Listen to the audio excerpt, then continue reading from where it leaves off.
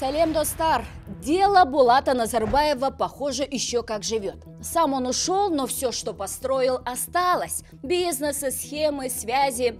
Вот один из примеров. В 2020 году тендер на ремонт дороги Шалкар-Бозой-Нукус выигрывает мало кому известная компания. А потом выясняется, учредитель этой фирмы до 2022 года была дочь Булата Назарбаева. Сумма 3 миллиарда, срок 10 месяцев, а сейчас уже середина 2025-го. Дороги нет вообще. Қолда бар ақпарат бойынша ағымдағы жылдың 1 қазанында Толағай 2050 компаниясы тек 13 миллиард 960 миллион теңгені ғана игерген. Бұл шарттың жалпы сомасының 35% деген сөз. И это только одна история. А теперь представьте, Аблязов, Храпунов и сам Назарбаев все платят одним и тем же людям, чтобы чистить о себе в интернете. Враги или все-таки партнеры? Сегодня в эфире расскажем, кто строит дороги в степи, кто стирает прошлое в Гугле и, главное, зачем. Мухтар Аблязов обращается к гражданам за то, чтобы они посылали ему донаты, платили на услуги адвокатов и на какие-то судебные процессы, но сам тратит деньги на люмены, подобные компании. Друзья, ну и, конечно же, нам нужна будет ваша активная поддержка в виде лайков, подписки на канал под данным видео. Обязательно оставляем свои комментарии. Поехали!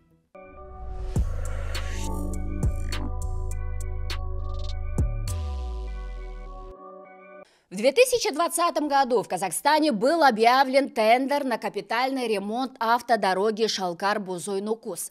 Участок важный, приграничный, стратегический. На кону 3 миллиарда тенге. Победителем конкурса стала ТОО «Толагай-2050». Мало кому тогда известная компания. Срок исполнения контракта 10 месяцев. То есть дорога должна была быть сдана к концу 2021 года. На календаре середина 2025.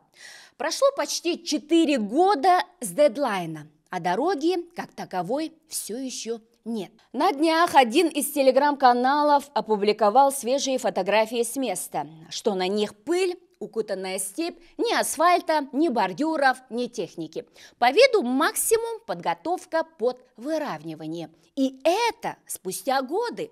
Деньги списаны, дорога не построена. Что это за компания? Толагай-2050. Компания основана в Алматы в 2001 году.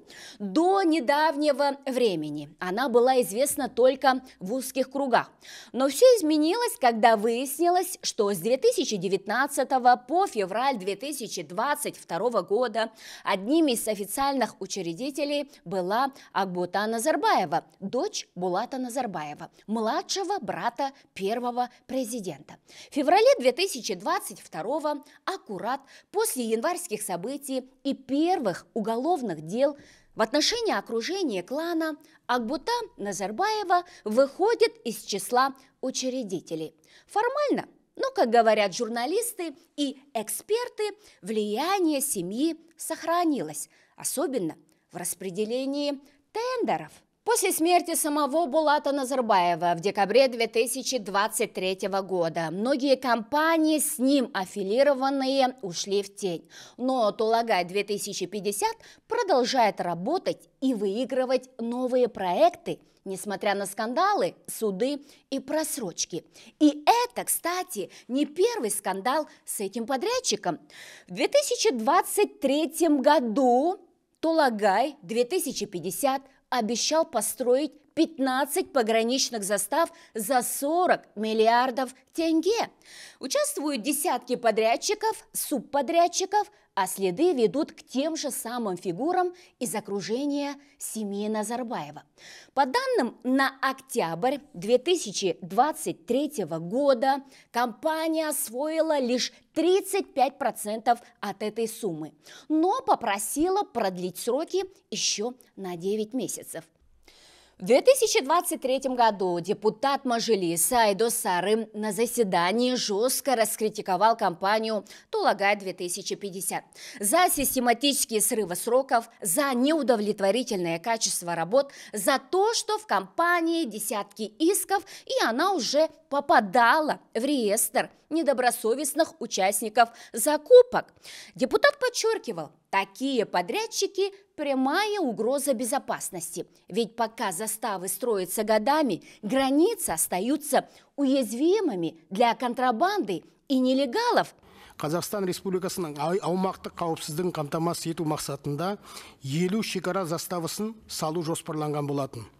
2022 жылы 20 шекара заставасын салу бойынша жұмыстарды сатып алуға тендер жарияланды, және оған 53 миллиард 894 миллион теңге сомасында мердігерлік ұйымдар Capital Construction және Толагай 2050 компанияларымен жалпы шарттар жасалған болатын.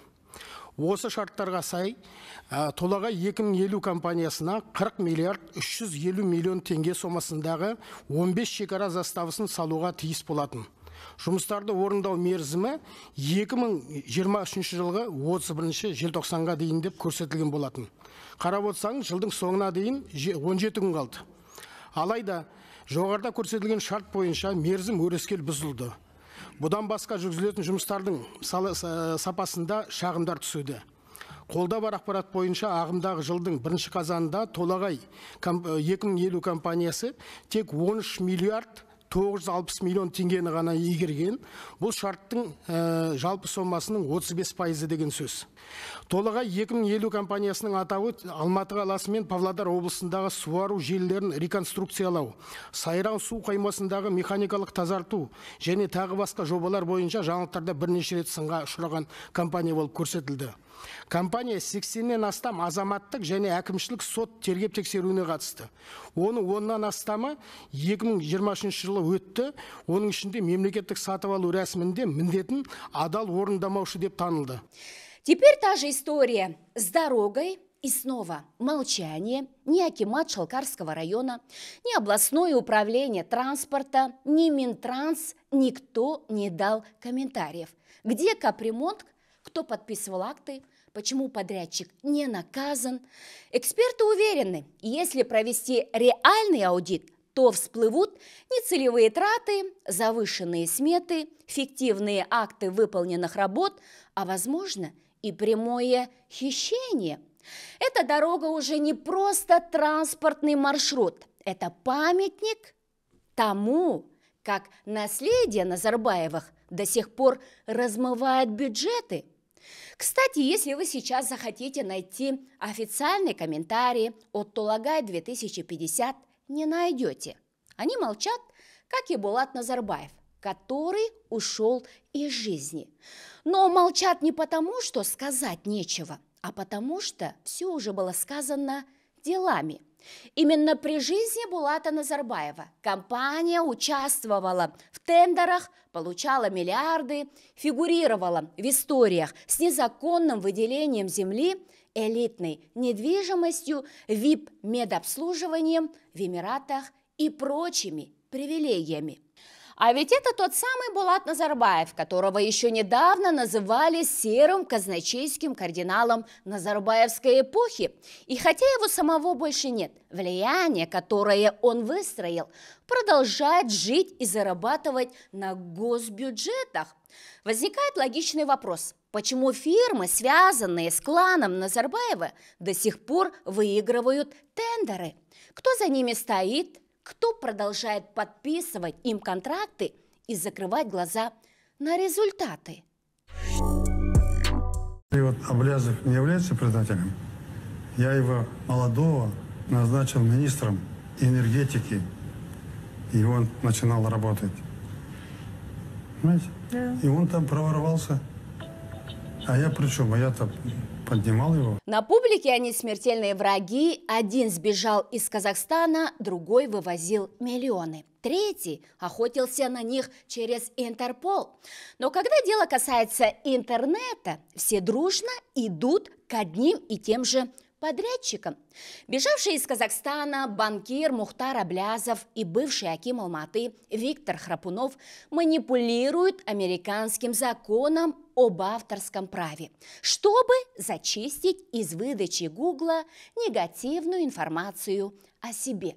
Для этих целей они наняли подрядчика, который оказывал ту же услугу их заклятым врагам, бывшему президенту Нурсултану Назарбаеву и его семье. Вот это поворот. Об этом пишет издание «Выход к морю», ссылаясь на анализ базы Люмен. Это архив запросов, которые отправляют юристы, пиарщики и просто интернет-наемники в Гугле, чтобы удалить нежелательные статьи якобы из-за нарушения авторского права. И что же мы там видим? Запросы от одних и тех же пользователей поочередно. То Аблязов, то Храпунов, то Назарбаев и его окружение. Ники одни, тактика одна, цель одна – вычистить. Схема банальна и цинична. Мошенники создают сайты-однодневки, куда задним числом заливают чужие журналистские статьи, якобы это они авторы. А потом с покерфейсом пишут в Гугле: «Это украли у нас, удалите оригинал». И часто срабатывает. Google прячет оригинал, потому что так устроен автоматизированный алгоритм, а дубликат позже тихо исчезает. Самый активный клинер – пользователь под ником Нона Бойдала. Только она одна отправила в Гугле более 3000 запросов о нарушении авторских прав. Подавляющее большинство, чтобы зачистить упоминание Нурсултана Назарбаева, Али Назарбаевой, их бизнес-партнеров. Но есть и целая пачка по Мухтару Аблязову и Виктору Храпунову. Например, та же Нона требовала удалить статью из Financial Times, где шла речь о возможной причастности Храпунова к отмыванию денег через связи с Дональдом Трампом. Мол, это у нее украли, и знаете что? Google убрал оригинал из выдачи. Почему это важно? Потому что мы говорим не просто об интернет-фильтре. Это зачистка истории. И занимаются ей те же подрядчики, которые работают не только на Назарбаева и казахстанскую элиту, но и на российскую власть. Имена звучат громко: Дмитрий Песков, пресс-секретарь президента России, официальный голос Кремля, так скажем. Следует за ним Виктор Золотов, директор Росгвардии, ближайший силовик Путина, Вячеслав Володин, спикер Госдумы, один из главных архитекторов пропагандистской повестки в России, и многие другие. Именно они, по данным расследователей, тратят сотни миллионов рублей на зачистку цифрового пространства от любого компромата. И подрядчики у них те же, что у Аблязова и Храпунова. Вот вам и совпадение. Почему, по вашему мнению, такие разные фигуры, как Аблязов, Храпунов и Назарбаев, прибегают к услугам одних и тех же подрядчиков? Это просто совпадение или что-то большее? Хорошие услугодатели, известные, к которым все обращаются, которые действительно делают правильные качественные запросы и удаляют необходимый клиенту контент. Либо это... Ну, я не думаю, что здесь имеется какая-то другая причина. Это может быть совпадение, может быть, это просто вот наработанные обращения к одним и тем же известным специалистам, и вся номенклатура пользуется одними и теми же специалистами, фирмами, к которым обращаются. Что касается Мухтара Аблязова, я не думаю, что ему вообще нужно обращаться за такими услугами, потому что он и так сейчас оппозиционер, он политический деятель, и тем более оппозиционный, и ему, мне кажется, все эти минусы, жесткие высказывания против него, черный пиар – это тоже пиар, поэтому, мне кажется, ему нет нужды вообще обращаться к этим вещам. Поэтому я не предполагаю, что это какой-то единый источник, который их всех объединяет, и что они исполняют какие-то общие интересы и как-то взаимосвязаны, и что власть перетекает в оппозицию и обратно. Такой процесс был. Это было в период Булата Абилова, это было в период Жармахана Тойбая, когда всем известные телефонные переговоры, когда а, зафиксировали то, что администрация президента финансировала избирательную кампанию и партии, это было. Но в отношении Мухтара такого я не слышал. Мгм. Конечно, у него есть выходы на персоны, он договаривается и он разговаривает, и поэтому Мгм. мог превращать врагов в союзников и союзников во врагов. Это нормальное явление, потому что он имел выходы на своих коллег, министров, с ними разговаривал и пользовался тогда авторитетом, поэтому вот это может быть. Но чтобы специально говорить, что он работает на власти, этого нет. Мгм. Ну вот смотрите, к этой организации обращалась, ну вот по сведению, да, выхода к морю, не только, так скажем, старая казахстанская элита, да, про новую мы ничего не знаем, но и российские чиновники. Вот там имена упоминаются, мол, Песков, Золотов, Володин, всех их чистят одни и те же руки. Что Мгм. касается российских, казахстанских чиновников, то они обеляют себя перед тем, как вот грядет этот страшный суд, а послевкусие вот всей этой грязной войны, которая, агрессии, которую они начали против Украины, и обязательно суд будет неизбежен. Если Гаагский суд должен быть, я не говорю, что прямо это будет, но Гаагский суд, он должен состояться по оценке вот этой агрессии в отношении российских чиновников, кто связан был с военными действиями, кто давал команды убивать людей, отправлять на фронт, на войну, по ихнему СВО, то они все должны нести ответственность. Поэтому они все, конечно, зачищают, они тщательно стараются как можно меньше оставить следов своей деятельности. Что касается казахстанских чиновников, то это такая же практика, только там есть разного уровня люди. Вот, например, Назарбаев всегда был известен тем, что он опирался на европейский, американский истеблишмент, находил нужных людей. По проекту Суперхан очень большая команда его сделала небожителем над ситуацией, над схваткой. Весь негатив должен был быть уничтожен. И поэтому вот эти европейские, американские голоса, они озвучивали выгодную для Назарбаева, но то, чтобы оппозиционный политик Мухтар Аблязов обращался тоже к этим же специалистам, но это либо неразборчивость, либо это хорошая, эффективная работа этой компании. Мне кажется, оппозиционному политику вообще не надо этим заниматься. Теперь вернемся к Аблязову. Человек, который с трибун заявляет о борьбе с режимом, активно поддерживает Украину, разоблачает пророссийскую повестку, но сам пользуется услугами подрядчиков, тесно связанных с российским истеблишментом. Это даже не оксюморон, это шекспировская трагикомедия. Видимо, как говорится, цель оправдывает средства. А Храпунов – чиновник, сбежавший за границу с обвинениями в хищениях, который десятилетиями судится с Казахстаном, тоже чистит Google через те же руки, что и те, кто его преследует. Давайте вот так вопрос задам, да, вот если Аблязов и Харпунов заказывают чистку у людей из орбиты Кремля, да, вот как вы думаете, они точно против Путина? И реально ли вражда между Назарбаевым и тем же Аблязовым и Храпуновым?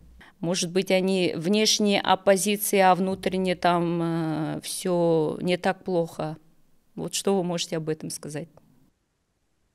Нет, ну, политика – это возможности разумного, это достижение цели.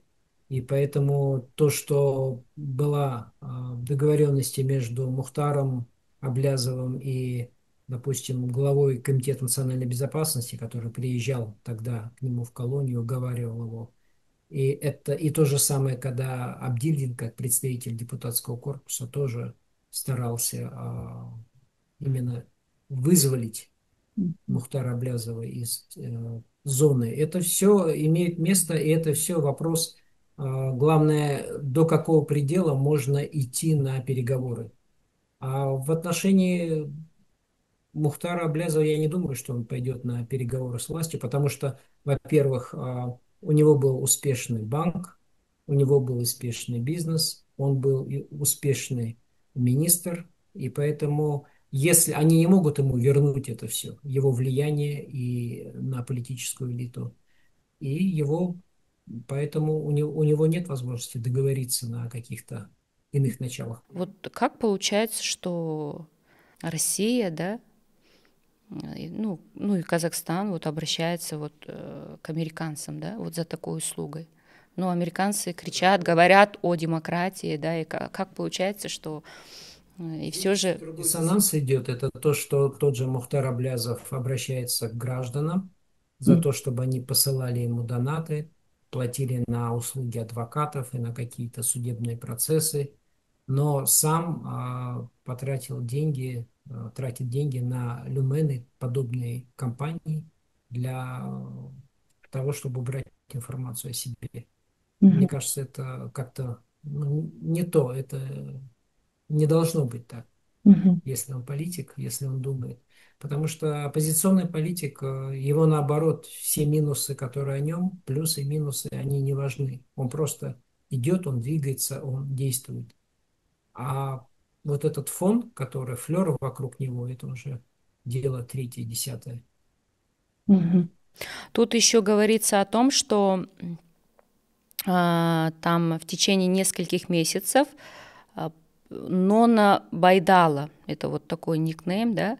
Там о ней написано, что она более 3000 делала запросов по удалению информации, которая не нужна была ее клиентам, заинтересованным. И она добивалась своей цели. То есть это говорит о том, что есть аффилированность, раз. Второе, это то, что сама компания Google не четко прослеживает вот именно дата выхода информации, не защищает своих клиентов, которые выставляют информацию, помогая вот таким шулерским делам, когда фирмы могут зарабатывать деньги на том, чтобы убирать ненужную информацию. У меня вот в связи с этим очень большая критика вот таких компаний, и в том числе Google в таком случае, потому что очень много важных, весомых политических видео уничтожаются. То есть это идет целенаправленная политика, которая в угоду вот как раз вот этой элиты и наших центральноазиатских авторитарных стран. И вот эти компании просто обслуживают их. И таких компаний, наверное, несколько, да, не одна компания. Их много, потому что они удаляют самые важные видео, где есть нарушения, где есть убийства, где это все сделано простыми блогерами. И вот эти компании, получается, уничтожают эти видео. Теперь главный вопрос. Зачем? Почему Аблязов, который с трибун обличает режим Назарбаева, вдруг пользуется услугами компаний, которые параллельно работают на его врагов? Почему Храпунов, который десятилетиями судится с казахстанским государством, платит тем же, кто одновременно обслуживает семью бывшего Ельбасы? Либо это жестокий парадокс, оппозиционеры не выбирают, кто чистит им репутацию, лишь бы эффективно, либо это двойные стандарты, когда в кадре одно, а за кадром расчет, договоренность и циничный бартер. А может, все еще хуже? Может, они никогда и не были врагами? Может, мы все это время наблюдали инсценировку, где каждая сторона играла свою роль? Один изгнанник, другой палач, третий спаситель. А на самом деле делили каналы, чистили прошлое, разводили публику. Друзья, а вы как думаете? Пишите свои версии в комментариях, кто из них играет или играют все. Ну и, конечно же, не забываем поддерживать наш канал подпиской, лайками, репостами. Обязательно оставляем под данным выпуском свои пожелания. Ваша поддержка нам очень важна для дальнейшего продвижения канала. Ну и оставайтесь с нами. Обещаем, что все самое интересное впереди.